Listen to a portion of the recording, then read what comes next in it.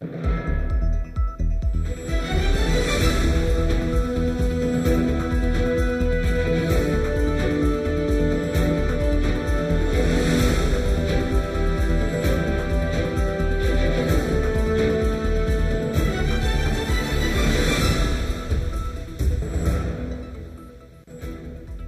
Pocatière, Sainte-Anne et Saint-Onésime en route vers la fusion. Québec effectue un inventaire de ses forêts dans 11 régions du Québec. Un festival d'art vivant qui fait vibrer le Kamouraska.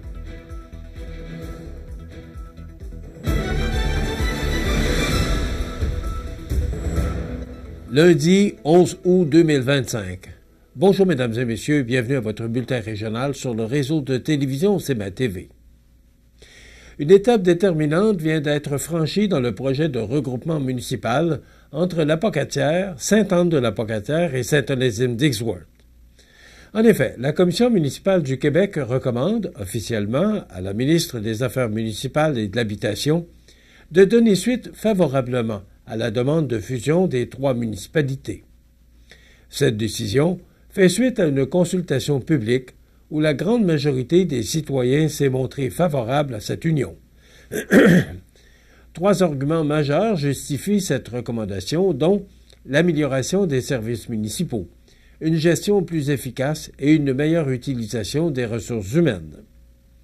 La fusion permettrait, en effet, de mutualiser les ressources matérielles et financières, ce qui se traduirait par une bonification des services, une meilleure planification et une rationalisation des équipements municipaux. En contexte de pénurie de main-d'œuvre, les petites municipalités ont de plus en plus de difficultés à recruter du personnel qualifié. Le regroupement offrirait une solution structurante permettant le partage de l'expertise des employés, une meilleure attractivité des postes et une stabilité accrue. Sur le plan économique, la nouvelle entité municipale profiterait d'une optimisation des ressources financières permettant une utilisation plus judicieuse des fonds publics, notamment dans les services de déneigement, la collecte des matières résiduelles, les loisirs et l'entretien des routes et infrastructures. Autre point marquant, la répartition du fardeau fiscal sur un plus grand nombre de contribuables pourrait alléger la taxation, une mesure accueillie favorablement par plusieurs citoyens. La proximité géographique et les liens naturels entre les 3 communautés renforcent la logique derrière ce regroupement. Ensemble, elles pourraient freiner l'exode démographique, attirer des jeunes familles, favoriser l'implantation d'entreprises et stimuler les investissements. Un projet porteur pour l'avenir. Quant à l'opposition, elle s'est concentrée à Saint-Onésime-Dixworth, où quelques citoyens réclamaient le statu quo ou la tenue d'un référendum. Cependant, la Commission n'a pas relevé de mouvement d'opposition significatif.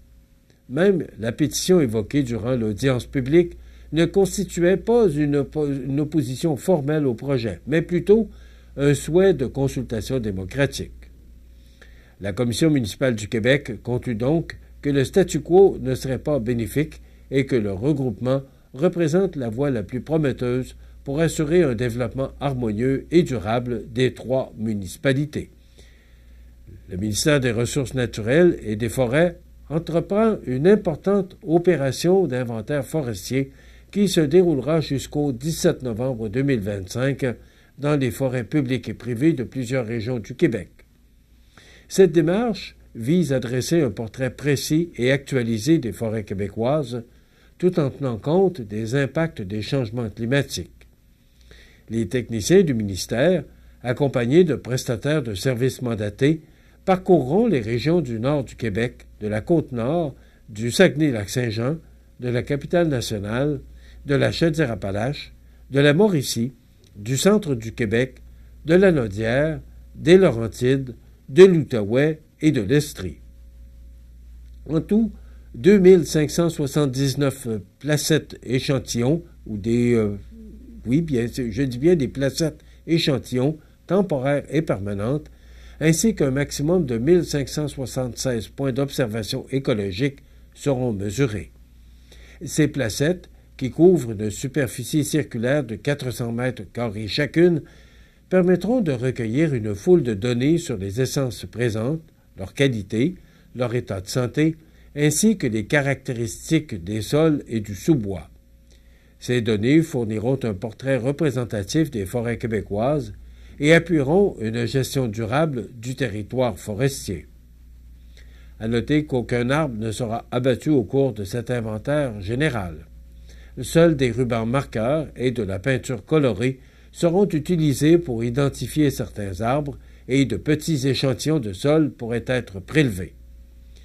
Les propriétaires de boisés privés seront informés par écrit avant toute intervention et les prestataires de services coordonneront leurs activités avec les gestionnaires de ZEC, pourvoiries et réserves fauniques afin de respecter les périodes de chasse.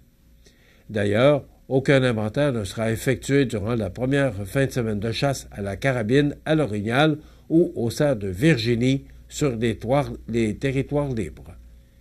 Parallèlement à cet inventaire, des travaux plus ciblés seront prévus dans le cadre de l'étude provinciale sur la carré du bois. Lors de cette étude, environ 800 tiges d'épinettes, de sapins, de pins gris et de thuyas de l'Est seront abattues et analysées dans des placettes spécifiquement aménagées en forêt publique. Ces données permettront de réviser les taux de carry des principales essences et d'ajuster les volumes de bois attribués aux entreprises forestières québécoises. Grâce à cet exercice de grande envergure, le gouvernement du Québec entend maintenir une gestion durable de ses forêts tout en enrichissant ses connaissances sur l'évolution de ces écosystèmes essentiels à l'environnement et à l'économie du Québec. Un festival d'art vivant qui fait vibrer le Kamouraska. Tous les détails après la pause. C'est à travers le respect et le besoin de faire plus pour les familles en deuil et l'expérience qui s'est transmise de père en fils que la Maison funéraire Laurent Normand a su au fil du temps se bâtir une réputation de confiance. La Maison funéraire Laurent Normand à Montmagny. Laissez-nous vous accompagner. Le restaurant Pizzeria Porto Bellissimo, un incontournable à Saint-Jean-Port-Joli. Pizza débordante de garnitures, menus variés et abordables. Délicieux desserts avec des produits de grande qualité des gâteries de l'Ami. Porto Bellissimo et les gâteries de l'Ami, route de l'église à Saint-Jean-Port-Joli. Le bijoutier Carl Poulain à Montmagny offre une sélection diversifiée et raffinée de montres, bagues, bracelets et autres accessoires de luxe pour hommes et femmes reflétant l'engagement envers l'élégance et la qualité. Le bijoutier Carl Poulain à Montmagny où chaque bijou raconte son histoire. Vous regardez CMA TV, le réseau de l'information sur la Côte-du-Sud. La 3e édition du Festival d'art vivant Archipel, présenté par le CN et orchestré par le Centre d'art de Kamouraska, a connu un succès retentissant du 11 au 13 juillet dernier. Avec 4155 festivaliers présents, l'événement confirme son statut d'incontournable culturel dans la région. D'année en année, la popularité d'Archipel ne cesse de croître. Après avoir réuni 1000 personnes en 2023 et 3000 en 2024, l'édition 2025 a non seulement battu des records d'achalandage, mais aussi affiché complet pour plusieurs spectacles phares, notamment ceux d'Ingrid Saint-Pierre à Kamouraska, du groupe Avec pas de casque à Saint-Pascal, ainsi que la pièce Les saumons de la métisse, interprétée par Christine Beaulieu. Pendant 3 jours, 80 artistes, en majorité originaires du Bas-Saint-Laurent, ont animé plusieurs lieux patrimoniaux dont le Centre d'art et l'église Saint-Louis de Kamouraska, la place de l'Expo et l'église de Saint-Pascal, ainsi que le belvédère de la Croix à Saint-Pacôme. Les prestations artistiques allant de la musique au théâtre, en passant par la danse, le cirque, le slam et les arts visuels, ont conquis un public intergénérationnel.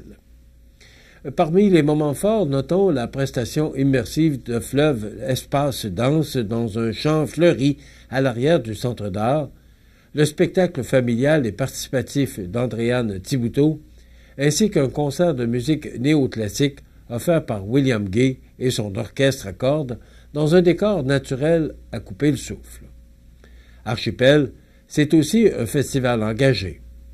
Tendant vers la carboneutralité, il a mesuré son empreinte écologique avec l'outil créatif Green Canada, et prévoit mettre en place des actions compensatoires dans les prochaines semaines.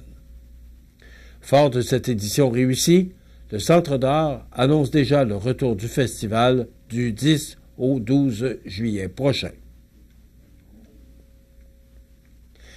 La Fondation André Côté invite la population à un moment empreint d'émotion et de solidarité à l'occasion de la 17e édition de son concert des familles, sous le thème « Hommage aux familles ».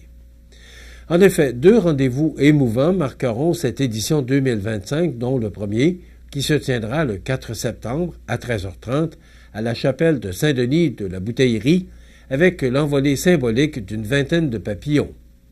Ce geste délicat vise à honorer la mémoire de personnes disparues et à témoigner du soutien aux familles vivant leur deuil. Le second temps fort aura lieu un mois plus tard, soit le 4 octobre à 19h à la cathédrale de Sainte-Anne de la Pocatière. Ce grand concert permettra de rendre hommage à 21 personnes et de remettre le prix Hommage André Côté à une personne dévouée à la mission de la Fondation. Les détails sur les artistes invités et les points de vente des billets seront annoncés prochainement. Cette année, la présidence d'honneur est assurée par Christian Antil, bien connu dans la région pour son engagement communautaire. Infirmier de formation, grand-père, bénévole, actif et professionnel en santé et sécurité au travail chez Alstom, M. Antil incarne parfaitement les valeurs humaines chères à la Fondation. C'est un privilège d'être président d'honneur. Ayant moi-même accompagné un ami atteint d'un cancer, je comprends l'importance de pouvoir compter sur une fondation comme André Côté. Elle permet aux personnes malades et à leurs proches de rester dans leur milieu, entourés des leurs, souligne-t-il avec émotion. Rappelons que la Fondation André Côté offre gratuitement des services d'entraide, de soutien et d'accompagnement aux personnes atteintes de cancer ou de maladies incurables, ainsi qu'à leurs proches.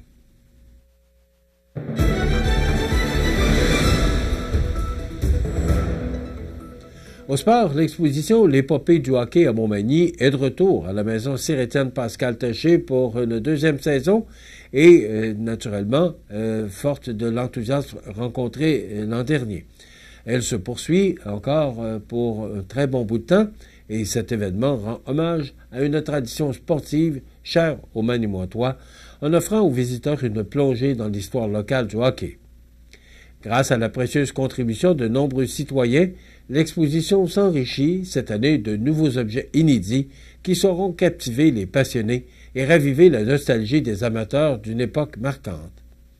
Parmi ces ajouts, on note notamment des pièces exceptionnelles ayant appartenu à Michel Masson, ancien gardien de but originaire de Montmagny.